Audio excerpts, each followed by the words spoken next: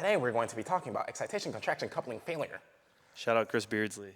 Just kidding. We're going to be talking about fatigue, which sometimes, or a lot of times. Excitation. So explain excitation, contraction, coupling to the viewers. So for a muscle to contract, you need to open them calcium ion channels real wide so that all the calcium can enter the muscle. And this is done by a strong neural signal. And when you're lifting and you're getting to those hard reps, there can be a failure of the calcium ions to open. They don't open that much. They just open a little bit.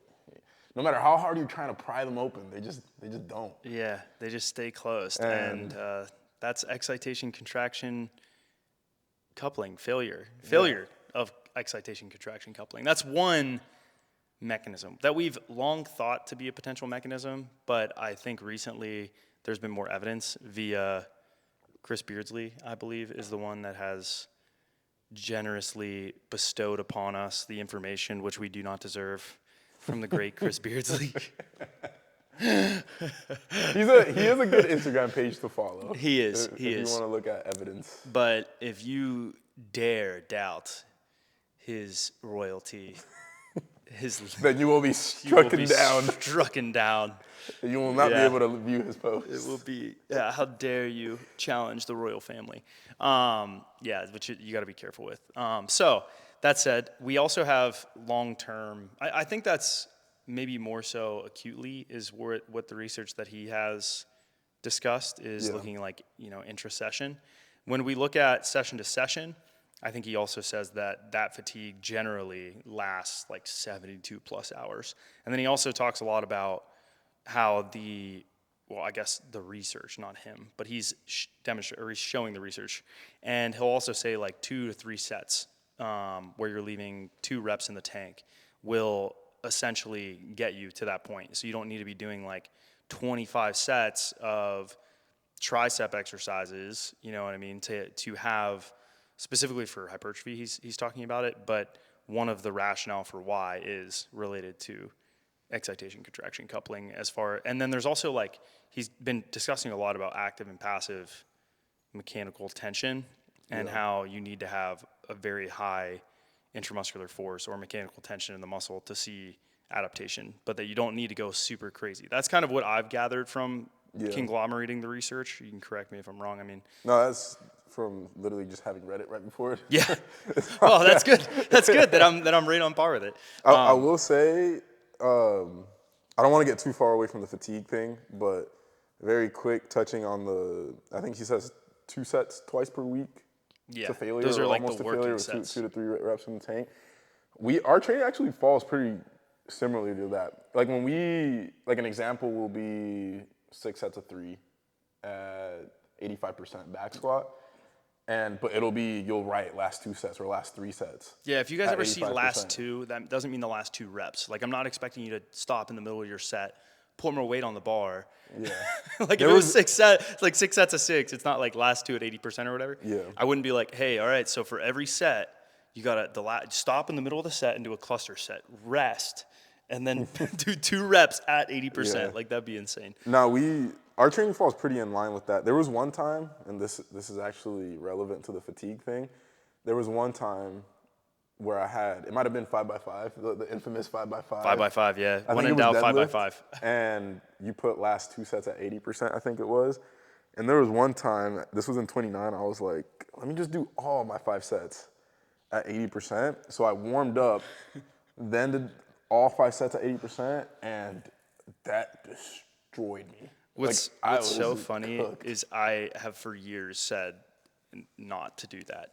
Like, I've been a very strong proponent it's a common way to of not train doing it. Like for powerlifters, for powerlifters. Weightlifters do it too sometimes. Like, I've seen in some OLE programs, they'll just put the working sets, and that's fine. It's good for figuring out what number of reps are at intensity, but it can kind of convolute, in my opinion, small ways to increase volume. And some people might be like, well, the warm-up sets are like non-meaningful volume. I don't necessarily think so. I think that fatigue plays a role. I don't think that's like saying like, well, your sleep doesn't matter, or like, how much you walk a day doesn't matter. Yeah. Those sets do matter in the grand scheme of things. Maybe not clinically if you were to look at a significant difference of, an A, whatever, what's the A, what is it called? Significance is like 0.05 or whatever. Oh yeah, the R thing. It's not R, it's alpha, an alpha level. P-value, you're right, yeah, P-value. That's your significance, but in a significant difference. It doesn't matter. Anyways, it does, for the sake of what we're doing, even if the study said like, oh, that doesn't matter, it really does matter. Anecdotally, and then in terms of if you were to look at a different significance level, meaning if you take that p-value, what that means basically is 95% of the time, the difference that you're seeing is due to this variable that you're testing. That's what significance means. It means like, hey, look, the thing you're looking at, it is responsible for the change you're seeing. That is what the significance is. And the the p-value, I don't know why I keep saying alpha. The p-value is, and I'm sure there's some statisticians out there that could correct me on this, but to my understanding, this is what I learned in my graduate degree. The p-value of like 0.05 versus like 0.1 is related to, so you would take that 1 minus that number, and that would tell you the percentage of the time. For elite athletes, if there's like a 30% chance. A lot for me. I was always like, what do you mean? Not confused about it, but I never just looked it up. Oh. When I look at research, I'm like, they said it's significant, so that's fine. Yeah, I'll take their word for it, but I don't look at the p-value. But the thing is, the p-value matters because, like, for elite athletes, if there's a 5% chance it works, I'm going to do it. I don't need it to be a 95% likelihood that the difference is due to the protocol or whatever, you know what I mean? Like, for me, it's like, dude, if there's a 15% chance that this is going to be... If there's even a 1%. If there's a 1% chance it works, it's worth doing. You got to treat it like an absolute certainty. Yeah. I use that quote so much, but I forgot what movie it is. I don't know. Probably Rambo. It's like a superhero movie. Yeah. And I think it's Batman. It's a Batman movie. No, the Batman one is like, with great power comes great responsibility. This is like one of like, it might have been like Alfred or something, or like one really? of the villains. He like, I'm gonna look it up later. I like that actor in that movie, The Dark Knight. Anyways, so getting back to how this relates to fatigue is because when we're talking about excitation, contraction, coupling, and the fatigue related to the calcium ion channels, I think sometimes it would be easy to be like, oh, well then I'm just gonna like do the absolute bare minimum that these research studies say. And what you have to understand is that that is giving a significance level of like 95% certainty, which is very, very, very certain. We don't need to be that certain. You know, if I'm looking like at clinical significance, I think the p-value is like 0.01, meaning 99% of the time, if I give him this drug, his success is going to be due to this drug. You know what I mean? Like in 99 out of 100 cases, the differences that you'll see in whatever variable that you're testing is due to this. And that's if there's a p-value of 0.05? That would be 99% would be 0.01. So it's 1 minus the p-value. So it's like a... Like 1% of the time, 1% of the time the difference you see is not due to, if it's 0.01, 1% of the time is not due to the variable you're doing. 10%. Exactly. So that's like the reverse of what we're saying. But anyways, that all said. Damn, that's crazy. That's going to change how I look at these studies, because now I'm like... Because I've only been looking at like the significant ones, but it's like you said, like if a study came out and they did some like maybe that like at that p-value, like at that p-value maybe, but then the really difficult part is that there's other variables you're not necessarily accounting for, so then it really convolutes it. But like for example, if you are doing something that is really minute, that's probably not going to make an actual difference, right? Let's say it's like eating cereal in the morning, and you do the full study and your significance level is like 0.01. Dude, that's like clinical significance, meaning you're saying 99% of the time, the difference that you're seeing, and here's all the rationale for why that makes sense, is due to you eating cereal, right? And then you're basically like, okay, well, now I want to see if eating cereal impacts my power output. And you're looking at power output, and obviously that's not going to necessarily be the case in that study. Now, if I take that p-value and I drop to like 0.3 or 0.5, like 50% of the time, 50-50. That's like chance, you know what I mean? Odds are you will see a significant difference. Yeah. So the data will be like, oh, well, there was a significant difference, but the p-value is 0.5. Like a peer reviewer is going to see that and be like, you're an idiot. Yeah. Why did you do that? Get out of here. Yeah, get out of here. Take his degree away. You spawn, Satan spawn, hell spawn. So going back to the fatigue thing. Yeah, this is where the podcast starts. This is a separate podcast. Should we restart the podcast and set this as a different one? No, because we're explaining research results. Okay.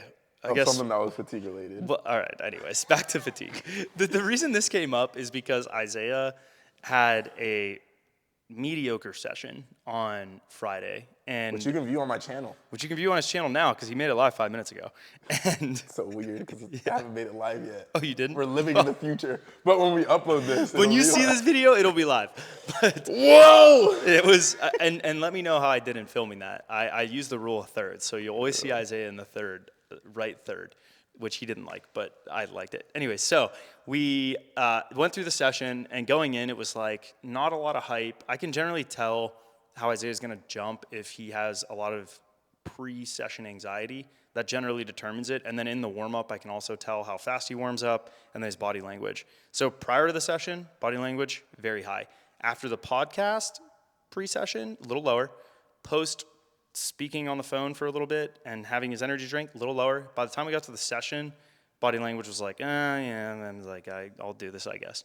Warming up started to get a little bit better, but his jumps were not, it looked forced. And I want you to explain, that's what it looked like to me as my coaching eye, reading body language, watching him jump, having coached him for a lot of years. What was your lens before leading into the session as far as what you felt in terms of fatigue? Yeah. So when I was doing my first few jumps, I didn't feel bad per se, but there's a difference between like my good days is the electric feeling. It's I'm gonna go do this rim grab on a warm-up jump, but I would jump high enough. Would you even say electrical, like neurally excitation, contraction, coupling? Yeah, it feels like my channel's so wide open. Those channels just open up. Yeah. And the floodgates of calcium No, are it feels, released. actually, now that I say electric feeling, it probably is. Literally that. a little- An electrical signal. Yeah. Voltage Like, it's change. literally like my freaking neurons are firing quickly. More of them are firing at higher frequencies. With less effort. With less effort, exactly. Yeah. Effort is actually the best way to describe it. Anytime I've PR'd my vertical or had those outlier, like, the 2022 dunk camps, Right. the day at UCF a few weeks ago where I hit 360 behind the back between the legs, I was not trying. Like there wasn't something in me that was like, run fast, jump as hard as I can, like the jumps just happen.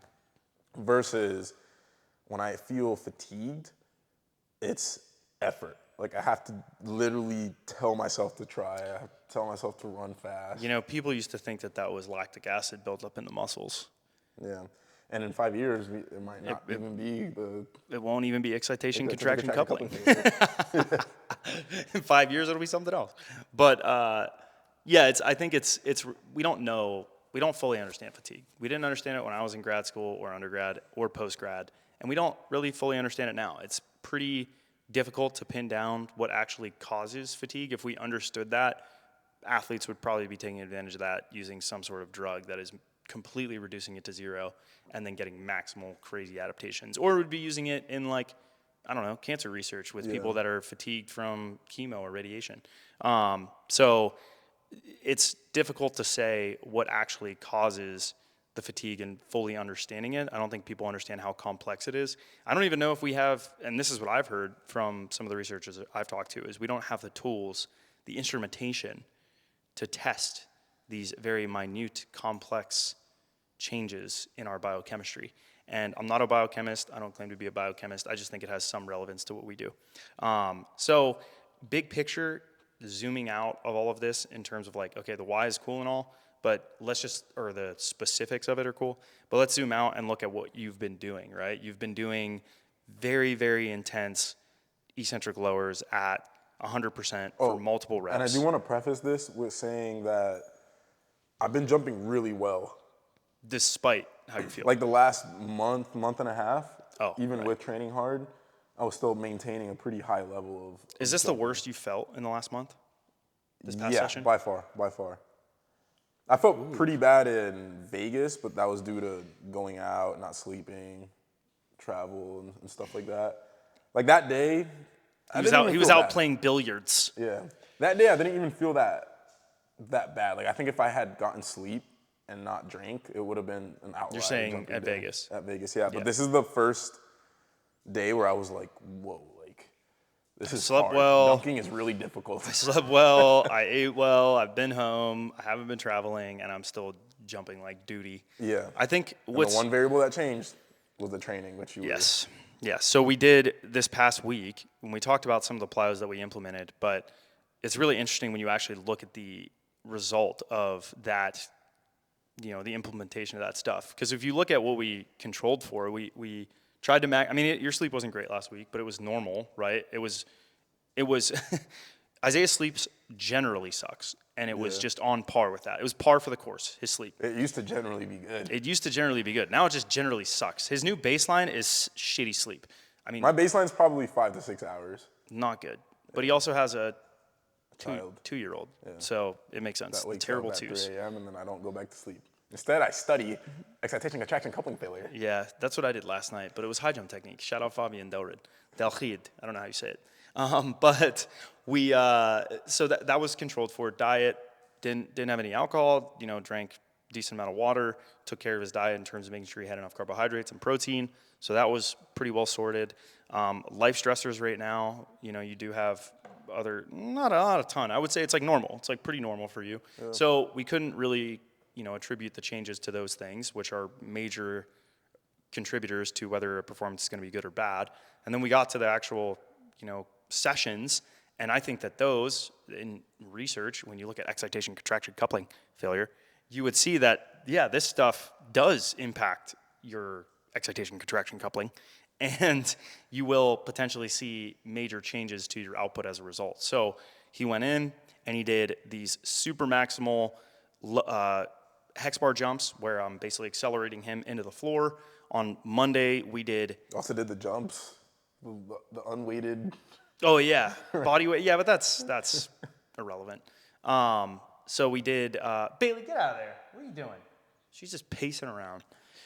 So we did the hex bar ones that I was talking about, trying to maximize eccentric force, trying to get, the tendon to stretch a bunch, which felt massively fatiguing, I think, for you in that example. And then we also had the eccentric lowers, which probably, I would say, contributed to much of the fatigue that you are experiencing on last Friday.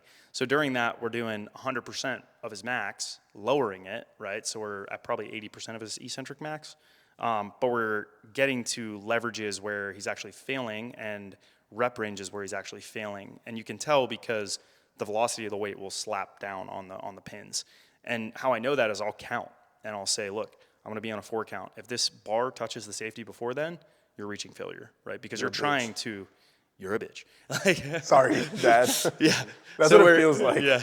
So if you're slowing. Oh, my pussy hurts. That's what, when I fail, that's literally what it feels like. And then it feels like I let you down. And like you're a disappointed father. I am a little bit because I'm like, the adaptation, no! But then I'm like, you are prepared for this? What did you do? But it's like if I'm counting and I know that based on the force velocity curve, you're weaker when you go slow eccentrically. And if he's meant to go on a 4 count, meaning he's doing the 4-range of motion on a 4 count versus 3 count versus 2 count versus 1 count, the 4 count is determining the joint velocity angle, meaning he's weaker going slower. He can't lower as much weight. And if he somehow experiences an acceleration of that weight, i.e. he quits, then I know that he's at failure. So I was counting to 4, and I'm doing 1, 2, 3. And if I hear that pin hit on the 3rd rep of a negative, I know that he's at failure. And at that point, okay, we either need to rest for 5 to 15 minutes. I think this past week I made you rest 10. I think for you it was 8, which is a lot for you. Yeah. Like he generally will not do that in pretty much every circumstance, unless it is these very, very insane percentages of like an eccentric or a squat sometimes if I have him do triples really heavy. If he's doing higher volume stuff, if he's in that like 5, 6, 7, 8 range, typically 2 minutes he's good to go because it's not heavy enough where it's less related to the weight on the bar, it's more related to metabolic fatigue. Yeah. And when it's something like this, my neurons are just quitting. Them neurons are just stopping. And they're just not opening up. We ain't getting what we need, sir, Mr. Rivera. And so as a result, the outputs go down. And then I think what has also happened is the acute fatigue is pretty high, during the session. But then the long-term or chronic fatigue from that is lasting. I don't know how he'll feel today, but it'll be interesting because we know he was fatigued on Friday. Maybe how fatigued is, you were probably jumping, 48? Yeah. Did you look at any of the flight times? I did actually. It was 60 frames. I had 57 frames. I think that's .94. Okay, so it's about par for the course. When I see him go down to like the 9.2s, that's when I know we're really done. Things are really bad. They're not looking good. Not looking good for the home team. And we had that happen, I think, last year a couple times during the functional overreach. There were a couple sessions, which could have just been pain mediated because he was dealing with a little bit of tendon pain or PFP or something like that. The other thing that was really interesting were my hands. Oh, they were so bad. Yeah. This is the place you'll see it first when it comes to fatigue. And Boo has always said this, Shexnator, is your coordination. So typically what happens is the more sensitive the metric, the more you'll see fatigue impact that metric, meaning max velocity sprinting. Fatigue is going to impact that like a lot. It's a very sensitive metric. Your neurons have to be very prepared to turn on and fire these electrical and chemical signals really, really quickly across the entire body. You're going to see that fatigue first. Then you'll typically see reactive movements like depth jumps or change of direction or things of that nature. And then typically you're going to drop down and see jumps, typically approach jumps. 1 foot is probably in that category with change of direction. Then approach 2 foot jumps. Then off vert will drop depending on your strategy. Then it'll be like seated to standing jump. Then you'll probably see ollies drop and then squat. And if your squat is dropping like a lot significantly and you can't even stand up weights that you previously could, you're really far in the hole. You're probably very fatigued, and it's going to take a while for you to bounce back from that. What do you think about the Randy and Rolf's methodology of maximizing freshness? Like basically being able to maintain a level of freshness so that you can still sprint and jump at a high level. I definitely have a different lens than they do with it. Okay. Let me say this. For sprinting, I wouldn't say I have a different lens than they do. I maybe have a different explanation than they do, is what I would say. Yeah. I think that oftentimes when you're seeing these sprinters, you're looking at people who are very highly talented that have overtrained much of their career, which they would say. And I think that oftentimes what you're doing in the weight room with relatively light loads, like for some of these movements, you're seeing guys quarter squat, 350, maybe 400 pounds. Yeah. Isaiah could do that at like 800 pounds, like double the output. Maybe not as fast, but a 400 pound like quarter squat, Isaiah would be like, this isn't doing anything for me. And I've seen that happen quite a few times with guys. So I think oftentimes what's actually happening is they're not really pushing adaptation that much because there's just not enough intramuscular force. Maybe the nervous system is getting more adaptation, but I don't think the weight room is that fatiguing, and that's good because that's not the thing you're trying to get better at. You're trying to get better at sprinting. And you might say, well, John, the same thing's true of like approach jumps, whether 1 foot or 2 foot. Yes, but those are far less sensitive metrics than upright sprinting. And to get faster in upright sprinting, you have to be at 98% of your best or maybe more. And I think that sometimes those weight room metrics are really good for, like specifically TPV is a really good one, I think, for these guys on assessing fatigue. And it's more of a metric, like a readiness metric. Yeah. And if Rolf's seeing those readiness metrics go down, he knows that their acceleration indices are really bad and they're not going to sprint fast. And they're not going to sprint fast, they're not going to run faster over time. You could also just look at the sprint times, though, and I think that would be a part of it. So it's almost, let me get this straight. Yeah, go ahead. Sort this one out. Because it's a more sensitive metric, you'll see bigger decreases in performance, so you're not going to get as big of an adaptation effect from the sprinting. Yes. Versus 2 foot jumping specifically, it's not as sensitive, so you can maintain basically 98% of your jumping ability even while training hard, so you can still use that as a stimulus to adapt. Exactly. And I think 1 foot is... Whoa! You've never understood that? I hope you've understood that. You've never been able to articulate yourself. No, I've never looked at specifically like sprinting. Like... Yeah, I think that's a big reason why. Like when you look at what Rolf and Randy and Bood are shifting more towards over the last 10 years or 20 years, Like in the 90s or early 2000s, I think Boo sprinted 3 times a week, lifted heavy 3 times a week, Yeah. did a lot of general work. And that's much of what my experience is. And then I think over the last probably, I mean, Mike did that definitely with me in the early 2000s or 2010s. Yeah. And now I think we've shifted to an era or a decade where the clay's not as good. You aren't getting athletes who were playing outside 40 hours a week as kids. They're maybe outside for 5 hours a week. Yeah. You know, like that's the iPad kid. You know, when did an iPhone come out? 2010? 2009, I think. 2009. Yeah. So video games, shit like stuff like that. All that stuff has made people stay inside more. I mean, just go outside. Tell me how many kids you see outside playing. You don't. And that changes the clay. That's one reason why. I think that the second reason why is that the data that they get from, you know, longitudinally year to year with planes that they were trying before weren't working. And then they're basically seeing, okay, we have to unload these guys. Their indices are really bad across the board. And maybe they tried to unload some and it didn't work. And then they unloaded more and didn't work. And then they unloaded more and it was like, oh, a little better.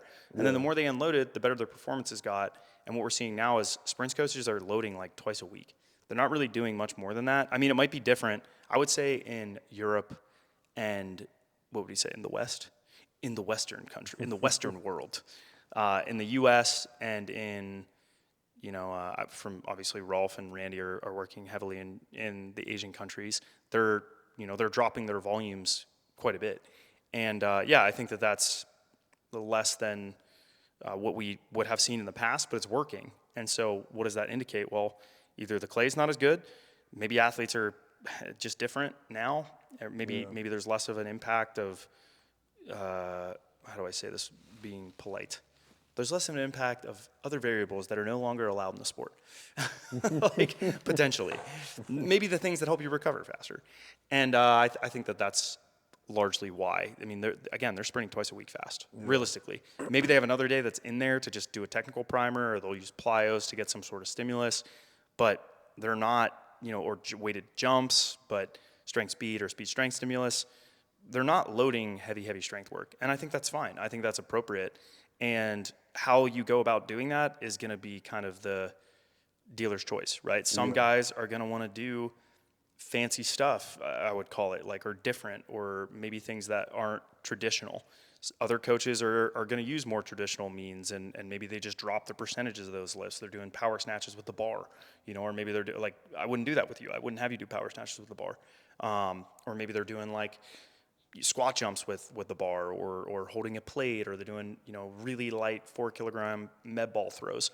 Like, there's tons of ways that you can mitigate and change means and methods, meaning like the tools you're using and then how you're using them. Is it a barbell? Is it a medicine ball? Is it a shot put? Is it a baseball? There's endless variety. So how you do that, that's going to be up to you. That's like the art of coaching. In jumping, specifically 2 foot, that stuff I haven't seen move the needle much for most guys. And I think that's just because of the nature of how long you're on the ground. For 1 foot guys, at the moment, I'm still testing the waters on this, but based on the data I've collected, specifically with power jumpers, it's very similar stuff that helps approach 2 foot jumpers and power jumpers off one.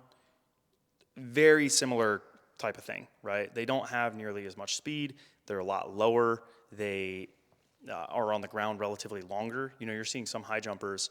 My friend Fabian, or my athlete Fabian, showed me this, but it was Stefan Holm, I think, was on the ground for like 150 milliseconds, and there was another high jumper that was like 130. There's like long jump ground contact times. You just reminded me, I need to check my ground contact times on 1 foot? 1 foot. I've never done that. I think you're around 200. I've You looked think at it. so? Yeah, it's like 210, I think. I'm pretty sure. You mean you're a power jumper? You're about the same height as me. I would assume it's around there. I'm around 215. When I jump really, really high, my ground contact times are like 215 milliseconds. Yeah. Which is pretty long. So, other things related to fatigue, I don't want to dive too deep into. We're already like 25 minutes in of. We're just yappers, bro. We're D1 We're yappers. Professional We are yapologists. D1 yappers. We got a degree in yapology from the #1 speakeasy university in the world, Yappist University in Maine. Look at this 40-inch vertical. That is ridiculous. Watching Isaiah's 40-inch vertical cracks me up. Off Do you want to one- show the off 1 camera? foot. Do you want to show the camera? Yeah. Show the camera this 40-inch vertical off one. Can you see it? Yep. Look at that. Look at that. Specimen. What a specimen.